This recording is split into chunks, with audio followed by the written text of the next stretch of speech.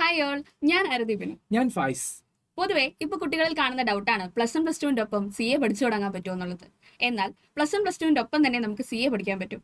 നമുക്കറിയാം CA ഫൗണ്ടേഷന് 4 പേപ്പറുകളാണ്.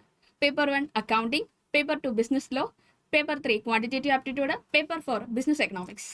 ഇതിലെ മൂന്നാമത്തെ പേപ്പറായ ക്വാണ്ടിറ്റേറ്റീവ് ആപ്റ്റിറ്റ്യൂഡിന്റെ കുറച്ച് കാര്യങ്ങളാണ് നിങ്ങളുമായി നമ്മൾ ഷെയർ ചെയ്യുന്നത്. അതായത് അത് എങ്ങനെ പഠിക്കാം, +1 +2 കാലാവധിയിൽ തന്നെ ആ CA ഫൗണ്ടേഷന് വേണ്ടിയിട്ട് ക്വാണ്ടിറ്റേറ്റീവ് ആപ്റ്റിറ്റ്യൂഡിനെ എങ്ങനെ നമ്മൾ മനസ്സിലാക്കി പഠിക്കും, എങ്ങനെ അതിനെ പഠിച്ചു തുടങ്ങണം എന്നീ കാര്യങ്ങളാണ് നിങ്ങളുമായി നമ്മൾ ഈ വീഡിയോയിൽ ഷെയർ ചെയ്യുന്നത്. ക്വാണ്ടിറ്റേറ്റീവ് ആപ്റ്റിറ്റ്യൂഡ് എന്ന പേപ്പറിൽ നമ്മൾ 3 പാർട്ടുകളായിട്ടാണ് തിരിക്കുന്നത്. അതിന്റെ first part business mathematics, second logical reasoning and the third statistics.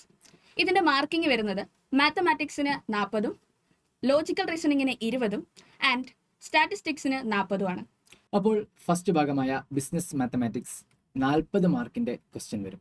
അപ്പോൾ അതിനെ നമ്മൾ പ്രധാനമായിട്ടും 8 ചാപ്റ്റേഴ്സ് ആയിട്ടാണ് പറയുന്നത്. അപ്പോൾ ഈ വീഡിയോ സ്ക്രീനിൽ നിങ്ങൾക്ക് 2 കോളം കാണാൻ പറ്റും. ഒന്നാമത്തെ CA ഫൗണ്ടേഷൻ, രണ്ടാമത്തെ കോളത്തിൽ +1 ആൻഡ് +2. അതായത് ഫസ്റ്റത്തെ കോളത്തിൽ CA ഫൗണ്ടേഷന് നിങ്ങളെ സിലബസ് അനുസരിച്ചിട്ട് ചാപ്റ്റർ വൈസ് ചെയ്തതാണ്. രണ്ടാമത്തെ കോളത്തിൽ +1 ആൻഡ് +2 എന്ന് കൊടുത്തത് നിങ്ങൾ ആ സിലബസിലുള്ള സംഭവങ്ങൾ +1 +2 എവിടെയാണ് പഠിച്ചത് എന്നാണ്.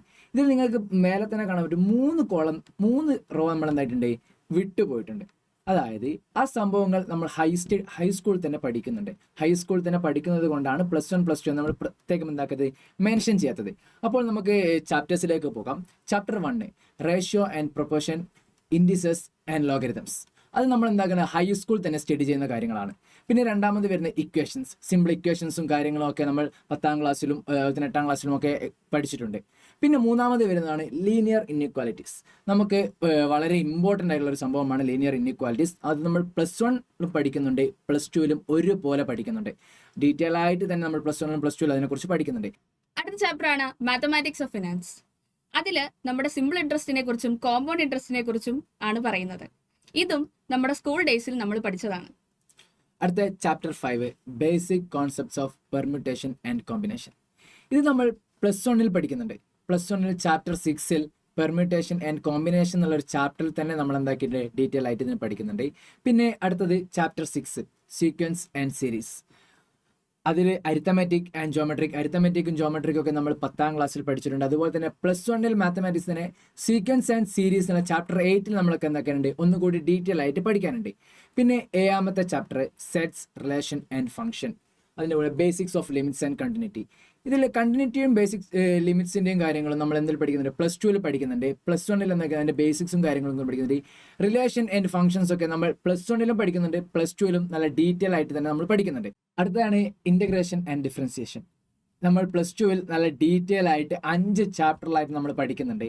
അതിൻ്റെ അപ്ലിക്കേഷൻസ് ലെവൽസ് ആണ് നമുക്ക് അധികം ചെയ്യുക. അതും നമ്മൾ എന്താക്കുന്നുണ്ട്, applications of integration, applications of differentiation എന്നൊക്കെ പറഞ്ഞ് നമ്മൾ വ്യക്തമായിട്ട് 5 ചാപ്റ്ററിലായിട്ട് +2 നമ്മൾ ഡീറ്റെയിൽ ആയിട്ട് പഠിക്കുന്ന ചാപ്റ്ററാണ് ഇൻ്റഗ്രേഷൻ ആൻഡ് ഡിഫറൻസിയേഷൻ.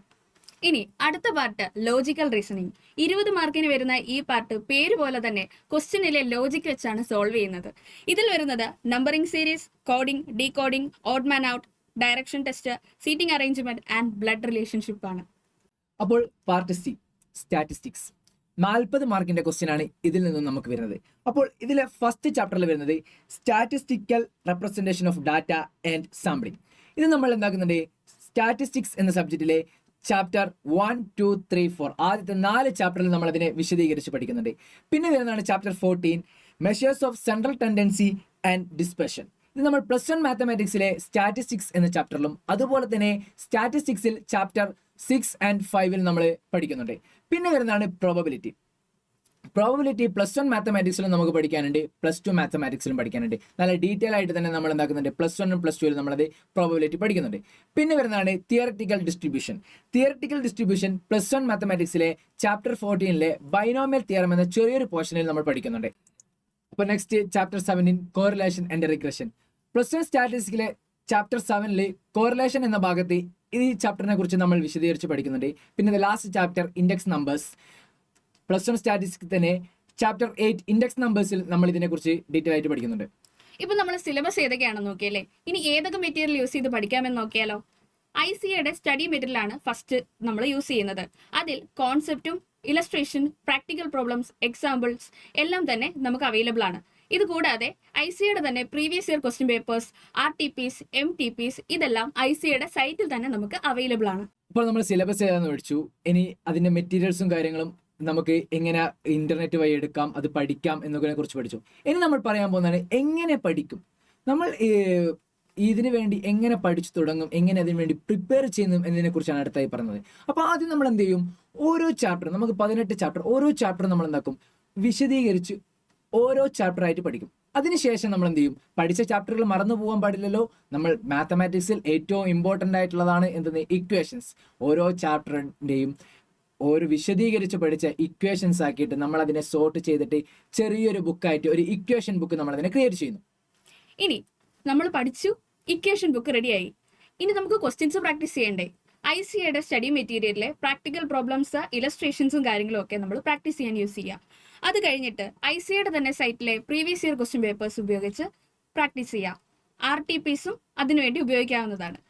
അപ്പോൾ ഇക്വേഷൻ ബുക്ക് റെഡിയായി, എങ്ങനെ തുടങ്ങണം എന്നായി. ഇനി ഇത് പഠിച്ച സംഭവം നമ്മളൊന്ന് റിപ്പീറ്റ് ചെയ്യണമല്ലോ. ഇത് ഇമ്പോർട്ടൻസ് ഓഫ് സ്റ്റഡി, ഇമ്പോർട്ടൻ്റ് ആയിട്ട് നമ്മൾ ചെയ്യേണ്ട ഒരു പഠന കാര്യത്തിൽ നമ്മൾ ഏറ്റവും ഇമ്പോർട്ടൻസ് കൊടുക്കേണ്ട സംഭവം റിവിഷൻ. നമ്മൾ പഠിച്ച കാര്യങ്ങൾ ഇക്വേഷൻസ് ബുക്ക് വെക്കുക, നമ്മൾ പഠിച്ച കാര്യങ്ങൾ ഒന്നുകൂടി എന്താക്കുക, റിപ്പീറ്റ് ചെയ്യുക.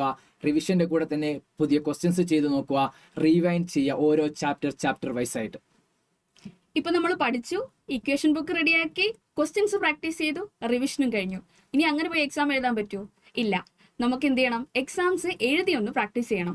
അതിനുവേണ്ടി ICAയുടെ MTP പേപ്പേഴ്സ് എക്സാം പാറ്റേണിൽ തന്നെ മണിക്കൂർ വെച്ച് സെറ്റ് ചെയ്ത് എഴുതി നോക്കുക. പൈസേ, ഇപ്പം +1 +2 സ്റ്റുഡൻസിന് CA ഫൗണ്ടേഷൻ ഒരുമിച്ച് പഠിക്കുമ്പോൾ അതിൻ്റെതായ ബുദ്ധിമുട്ട് വരാറുണ്ട്. അപ്പോൾ അതിനൊരു സപ്പോർട്ട് വേണ്ടേ? അതിനുള്ള AAAയുടെ കൊമേഴ്സ് എൻട്രൻസ്. AAAയുടെ കൊമേഴ്സ് എൻട്രൻസ് +1 +2 കുട്ടികൾക്ക് CA, അതുപോലെ തന്നെ മറ്റു പ്രൊഫഷണൽ കോഴ്സുകളായ CA, CMA, CS, ACCA പോലുള്ള പ്രൊഫഷണൽ കോഴ്സുകൾക്ക് അതും പഠിക്കാം. അതിൻ്റെ കൂടെ തന്നെ അവരെ +1 +2ലെ ഒരു ട്യൂഷൻ അസിസ്റ്റൻസും കൂടി നമ്മൾ എന്താക്കുന്നുണ്ട്, കൊമേഴ്സ് എൻട്രൻസ് ഇവിടെ പ്രൊവൈഡ് ചെയ്യുന്നുണ്ട്. അപ്പോൾ എങ്ങനെ പഠിച്ചു തുടങ്ങല്ലേ? എല്ലാം സെറ്റ് അല്ലേ? All the best.